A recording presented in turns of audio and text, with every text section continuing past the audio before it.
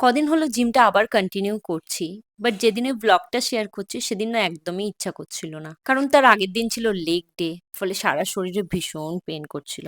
আর বিকেলবেলা দেখবে পাখিগুলো দল বেঁধে একবার এদিক একবার ওদিক রাউন্ড রাউন্ড করে ঘুরে বেড়ায়। এদিনে পেইন ছিল তাই হালকা ফুলকাই জিম করে বেরিয়ে পড়েছি। যাবো একটু মার্কেটে। আর তোমরা জানো ফ্রাইডে ছিল চিলড্রেন্স ডে। ফলে কাহনের জন্য তো কিছু একটা কিনতেই হবে। এইসব ওইসব ঘুরছিলাম কিন্তু যেটা চাইছিলাম পারছিলাম না। আমি ম্যাগনা টাইলস বা স্টিকার বুকস দেখছিলাম। বাট লোকাল শপগুলো না এগুলো তো একদমই রাখে না। তাই ভাবলাম কি কিনি?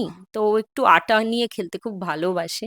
তাই ভাবলাম ক্লে নিই, ক্লে নিয়ে খেলতেও হয়তো ভালোবাসবে। আমি এখানে চুজ করছিলাম ছোটটা নেবো না বড়টা, ও আদৌ খেলবে কি খেলবে না। তাই বড়টাই নিলাম।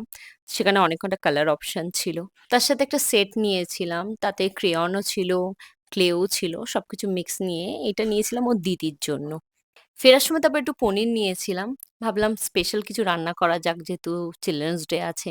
আর ও পনির খেতে খুব ভালোবাসে। তাই একটু পোলাও আর পনির রান্না করব ভেবেছি। আর গিফট পেতে তো সবারই ভালো লাগে। আর সেখানে বাচ্চারা তো খেলনা পেলে খুবই ভালোবাসে।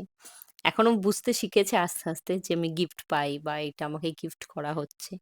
তারপরে দুজনে মিলে বসে গেছে খেলতে। আর দিদি এখানে ভাইকে শেখাচ্ছে কি করে ক্লে দিয়ে খেলতে হয়, কিভাবে সবকিছু বানাতে হয়। আর দেখো কি সুন্দর একটা বানিয়েছে। আর দিদি গিফট করেছে ভাইকে এই ডগিটা।